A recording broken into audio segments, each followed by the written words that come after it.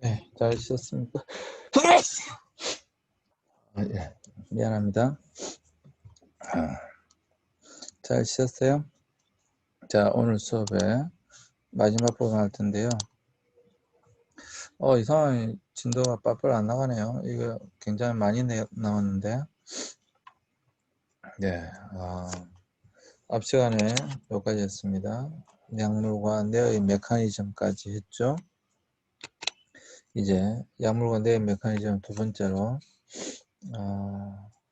보시면 약물 중독의 원인을 어떻게 이해하는가에 따라 치료 접근이 달라질 수 있다.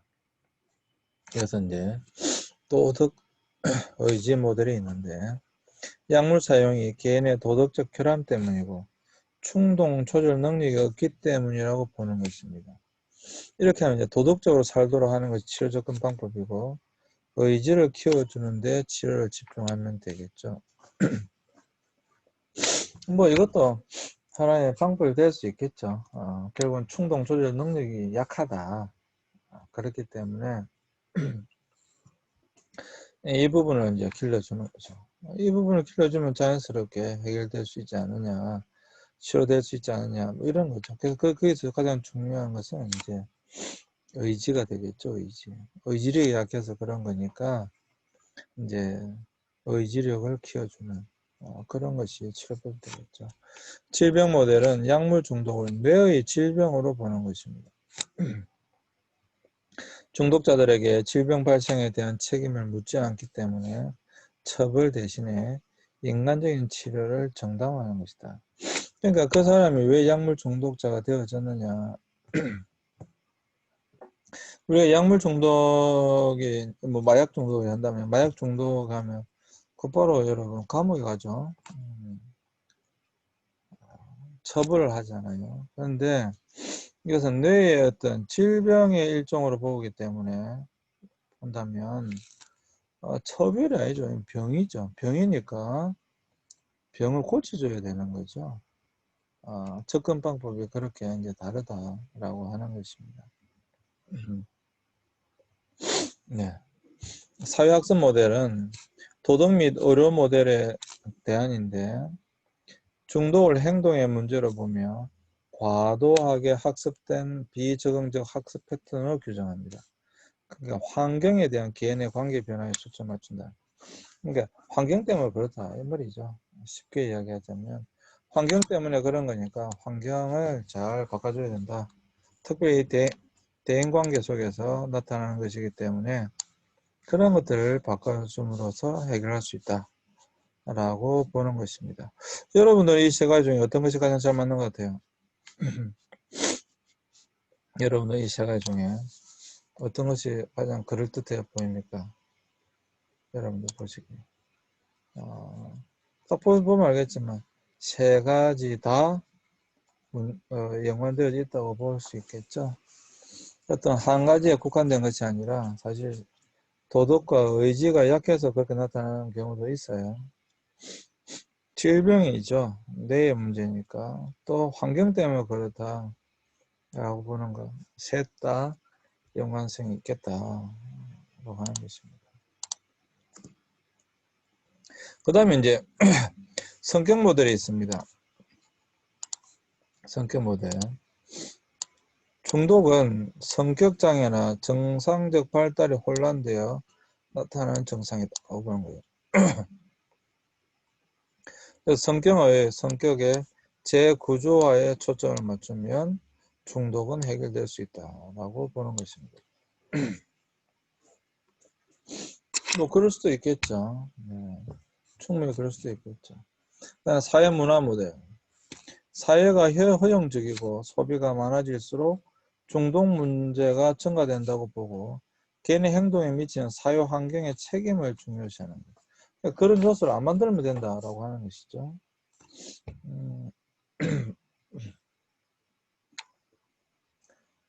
여러분 그 설국열차에 보면 설국열차가 사실 우리에게 굉장히 많은 것들을 이야기해 줄 수 있는데 설국열차의 마지막 그 기관 기관실 바로 앞에 마지막 칸이 무슨 칸이었어요? 여러분 기억나십니까? 활락이었죠, 활락. 여러분, 설국열차 제일 마지막 칸, 요 기관실 앞에. 그러니까 활락이었어요, 활락.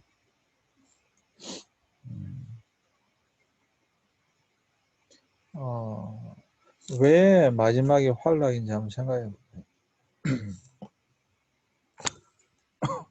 네. 굉장히 의도적인 거죠. 여러분, 마약이 가난한 나라에 많겠습니까? 부자 나라에 많겠습니까?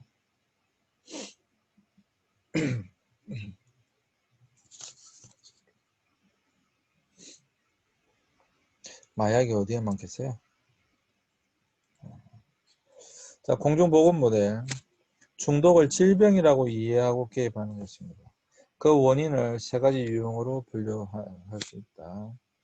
질병의 여부는 대리 매개체, 약물, 주체는 개인의 문제, 가족력을 포함해서 환경 사이의 상호작용의 결과다라고 보는 것이죠. 가장 타당하다. 결국은 약물이 이제 매개체가 되는 것이고, 예. 어떤 개인의 문제와 가족력에 포함해서 개인의 문제, 그리고 환경과의 상호작용, 이거죠. 그 속에서 결국 이 사람이 버텨내지 못하니까 약물을 하게 된다. 매개체로 작용을 하는 것이죠.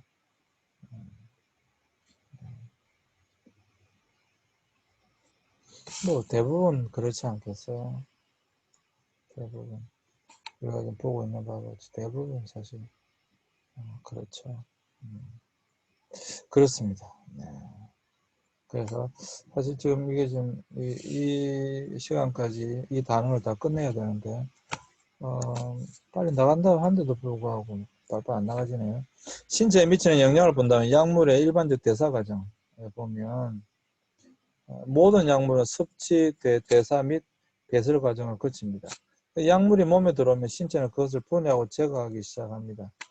대부분 이제 간에서 하겠죠. 간이 다 독소를 제거하는 역할을 하는 것이니까 외부로 이제 보고, 공중보건 모델에서는 중독을 질병이라 이야기가 개입하기 때문에 그 원, 아까 있었는데요. 예, 떠나왔네요.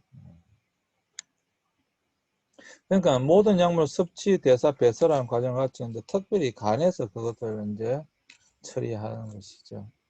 자, 약물 사용 방법을 보면 약물 섭취 방법은 다양한데 약물 빨리 이제 약물 효과가 내일수록 약물 효과는 강화됩니다. 그 약물 하는 방법에 따라 효과 느끼는 시간이 다른데 삼키면 2 내지 30분이 걸리고 피하 주사를 넣으면 3분에 5분 만에 하고 코로 호흡하면 굉장히 빨리 3분 5분 만에 하고 동맥 주사는 15초에 30초 만에 이렇게 되고 피우게 되면 7초에 10초 피부 위를 하면 천천히 오랜 기간 효과가 지속되고 연기를 흡입하고 혀 밑에 녹이기나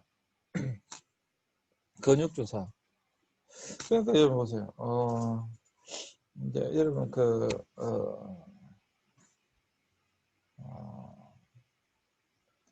이제 나도 마약이라는 걸 해본 적이 한 번도 없으니까 담배도 피운 적이 없으니까 근데 그래 영화나 근데 보면 주로 주사를 놓는데 주사를 어디에 놓느냐. 그렇죠. 이게 벌써 여러분 막 주사 바늘이 팔에 막 있는 거 볼 때, 그리고 코로 이렇게 하는 거, 영화 속에서 많이 봤죠. 근데 보시면 제일 빠른 게 뭡니까? 피우는 거, 스모킹. 말아가지고.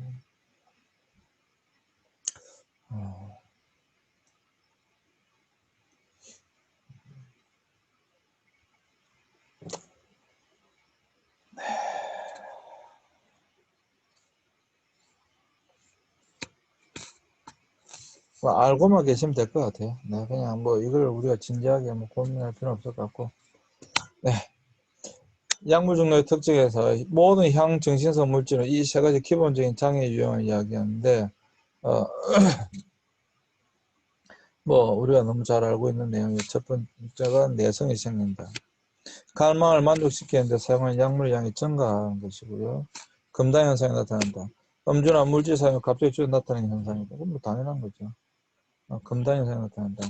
그 다음에 통제력을 상실하는 거죠. 개인이 의도한 것 이상의 양을 사용하게 되어지고 DSM-5에서는 처음으로 갈망을 하나의 정상으로 포함했고 물질 사용 결과를 발생한 부정적 문제들이다 라고 하는 것입니다. 그러니까 내성이 생기기 때문에 점차 더 많은 양을 요구하게 되는 것이고요. 금단 현상이 발생하니까 도저히 이게 또다시 이제 하게 되는 거죠. 결국에는 아까 말한 것처럼 통제가 안 된다. 통제력을 상실하게 된다. 라고 하는 것이죠.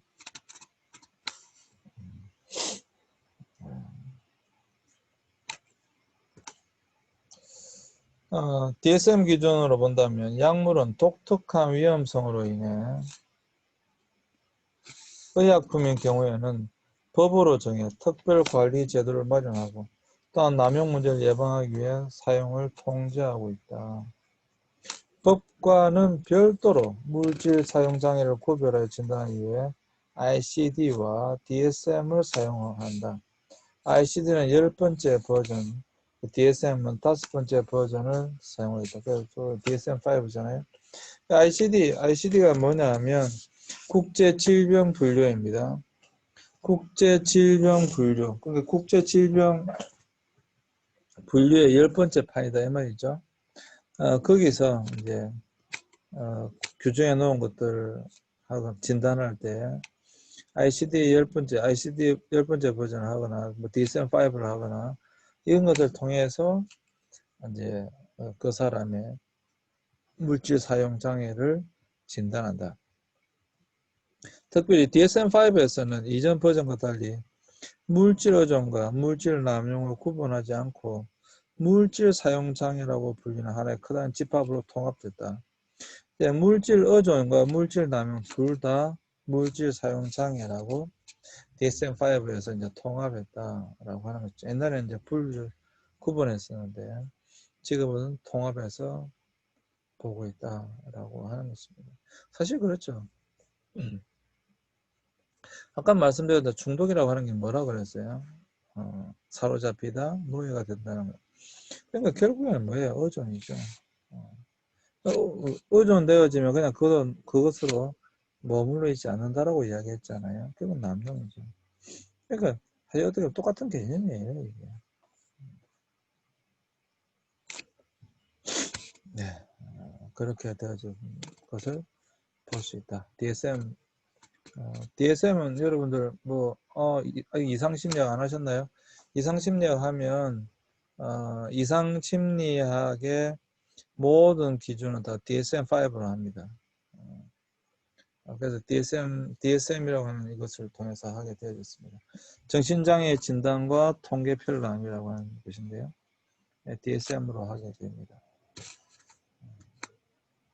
그래서 중독은 이제 크게 물질 관련 중독과 비물질 관련 중독으로 나뉜다. 지금 우리 물질 중독에 대해서 하고 있잖아요. 지금은 이제 물질 중독에도 우리가 하고 있습니다. 새로 개정된 DSM-5에서는 중독 및 관련 질환이라는 새로운 카테고리를 만들어 물질 중독과 도박을 하나의 범주로 묶어 논의하려고 한다. 알코올, 담배, 카페인, 대음악의 카나비스, 환각제, 흡입제, 아편, 진정제, 수면제, 항불안제, 흥분제, 기타 스테로이드 제제, 코르티솔, 카바 이러한 것들을 중독을 유발할 수 있는 물질로 분류하고 있다. 뭐 이런 이야기들은 여러분들이 아마 이렇게 저렇게 많이 들어보셨을 것입니다.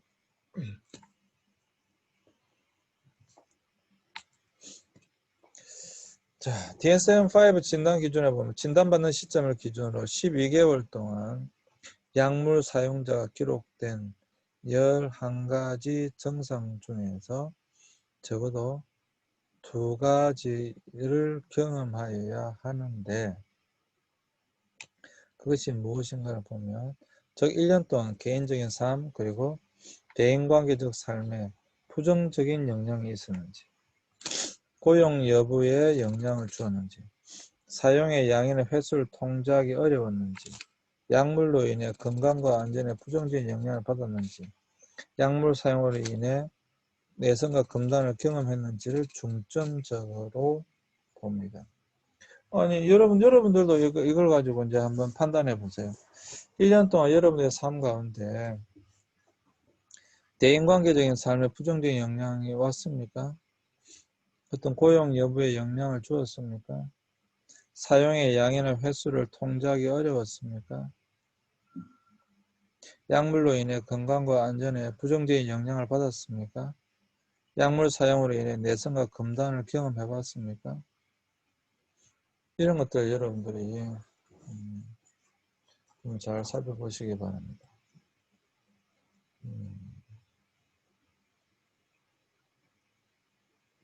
네. 그렇다고 한다면 이제 이런 기준에 따라서 그 사람이 어떤 중독인지 어떤 문제가 있는지 DSM-5를 기준으로 해서 이제 진단을 한다 이 말입니다. 여기 보면 이제 DSM 기준이 나와 있는데 이거는 좀 다 같이 한번 해보시죠.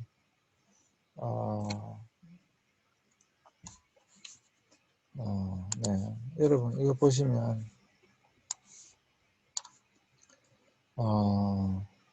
물질 관련 기준을 보시면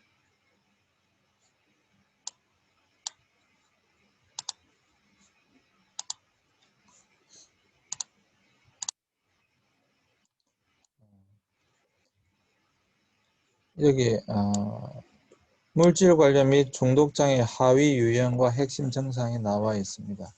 자, 여기 물질 관련 장애, 물질 장애, 물질 사용 장애에 보면 핵심 증상이 뭐냐면 술, 담배, 마약과 같은 중독성 물질을 사용하거나 중독성 행위에 몰두함으로써 생겨나는 다양한 부적응적 증상을 물질 사용 장애라고 합니다. 물질 유도성 장애는 물질 중독, 물질 금단, 물질 약물 유도성 정신장애가 있는데 물질 중독에 보면 특정한 물질의 과도한 복용으로 인해 일시적으로 나타나는 부적응적 증상이 있습니다.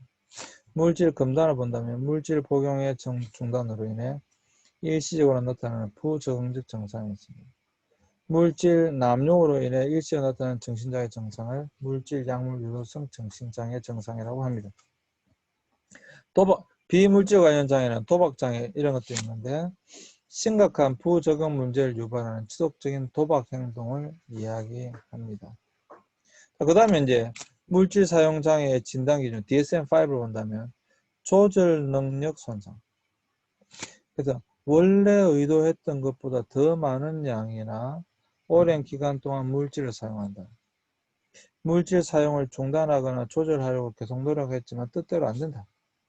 물질을 구하거나 물질을 사용하거나 또 물질의 효과에서 벗어나기 위해 많은 시간을 보낸다.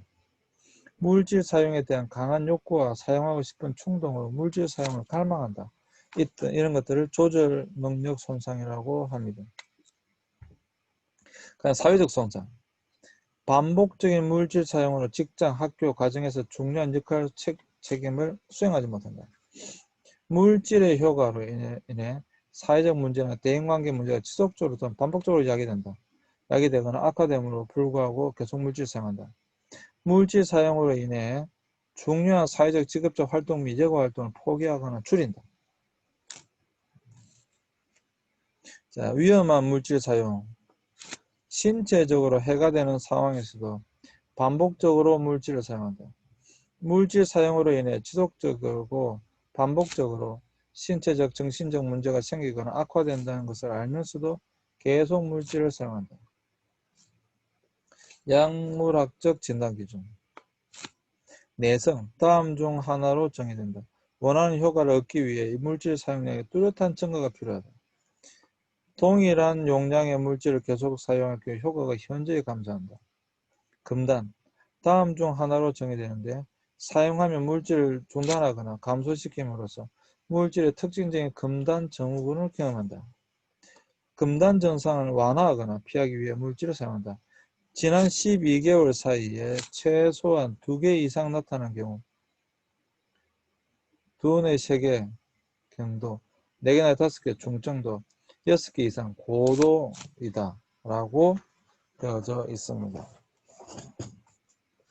자, 이게 이제 아주 DSM-5가 딱 잘 아주 기준을 잘 제시해 두었습니다. 거의 여러분들이 뭐 이번 시간에 앞에 있는 거 다 잊어버리더라도 요것만이라도 여러분들이 오늘 조금 뭐 외우라는 게 아니고요. 외우라고 하는 것은 아니지만 이것만 한번 여러분들이 다시 천천히 읽어보세요. 그러면 오늘 우리가 하려고 했던 물질 중독에 대하여, 약물 중독에 대하여서는 뭐 거의 다 뭐 어느 정도 이해가 되어졌다라고 볼 수가 있을 것 같습니다. 그러니까 오늘 여러분들이 요 한 페이지 요것만 조금 더 집중해서 다시 한번 더 봐주시기 바랍니다. 앞부분에 있던 내용을 대부분 요약한 거지만 핵심적으로 잘 요약해 두었기 때문에 특별히 여기 보시면 물질 사용장애 진단기 DSM-5의 기준에 따라 딱 되어져 있기 때문에 이러한 증상이 여기 보신 것처럼 2개 내지 3개 정도 나타나면 가벼운 정도이고 4개는 5개 정도는 굉장히 중정도이고 6개 아주 고도 증상이다 라고 하는 것이죠. 그래서 이런 기준을 제시해보고 검사해 봤을 때 이렇게 나타난다고 한다면 이거는 이 사람은 어떤 뭐 중독 증상을 가지고 있구나라고 우리가 판단해 볼 수 있을 것입니다. 그리고 그 사람의 중독의 어떤 정도도 우리가 진단해 볼 수가 있을 것입니다. 그래서 여러분 이것을 조금 여러분들이 알고 계셨으면 좋겠습니다. 네. 사실 오늘 너무 많은 양을 하다 보니까 조금 여러분들 이걸 다 할 수도 없고 외울 수도 없고 사실 대부분은 잊어버려서도 돼요. 근데 요 부분만큼은 여러분들이 조금 기억해 주셨으면 좋겠습니다.